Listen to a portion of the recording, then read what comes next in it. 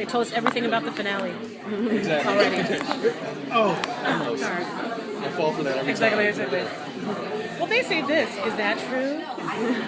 It's all a dream. Fishing. So, we wake This up is all and a dream, and that's yes, real. we wake up and somebody's in the shower. I'm sorry I said that. Exactly. It's actually a No. great idea. At the end of the season is somebody whose dad is in the shower, and it was all a dream. Okay, so welcome back to TV. Thank you. We've missed you. So how has it been so far trying to get this craziness off the ground? Well, it's been quite the journey. I mean, I actually wrote it 5 years ago, 5, 6 years ago originally, and it was a reaction to experience I had with Farscape in the series of mine, where I saw this phenomenon kind of beginning where fans would rally around Farscape and would be able to meet each other and communicate and come together via online. And it was wonderful to see, and it really was kind of a wonderful family started to develop. But then naturally, as it tends to go, I thought, okay, what if it wasn't like this kind of wonderfully warm, sci-fi adventure show? It was something that was darker and edgier, that kind of fans would get drawn in. And that's kind of what started down the path of creating Pulp. I would have, at the time, 5 years ago, whatever, would have been thrilled to have the show on then. But to be very honest, the timing now is absolutely perfect because social media as a rallying point for fans has just exploded. And so it's very helpful to us in terms of sci-fi for the CW as well. They're so into kind of using social media as a rallying point for the series. Has the emergence of like Twitter and Facebook and everything, has it changed the concept of the show at all, or is it still basically the same thing? All this is heightened the experience of the show. Back when I wrote it before, people would essentially communicate via email and blogs and that sort of thing.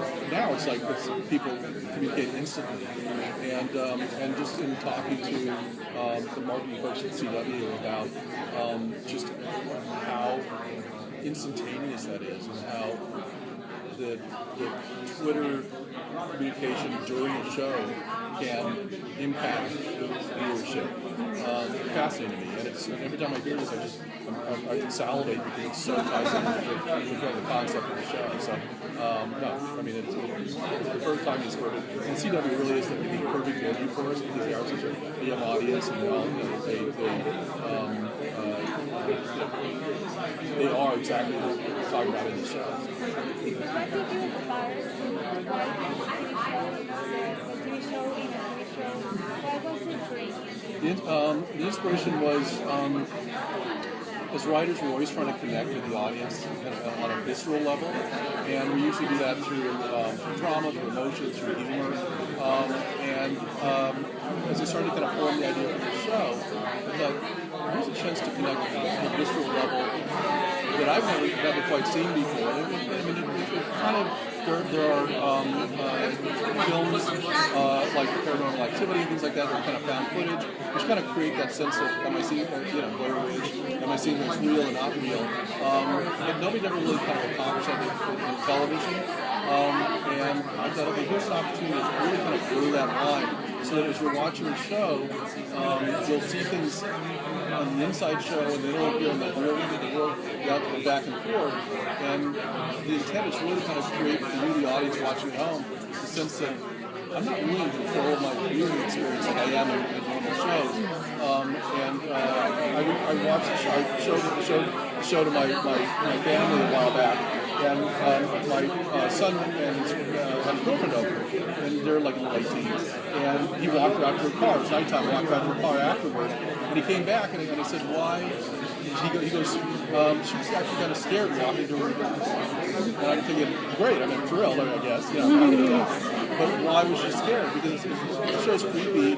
It's not scary, it's scary, but it's creepy. And I said, why was she scared? And she goes, because walking to her car, she really expected these elements that she'd seen in the show to be out on the street with her. So it's exactly what I was hoping it would do, which is, even though after you watch the show, it doesn't necessarily leave you.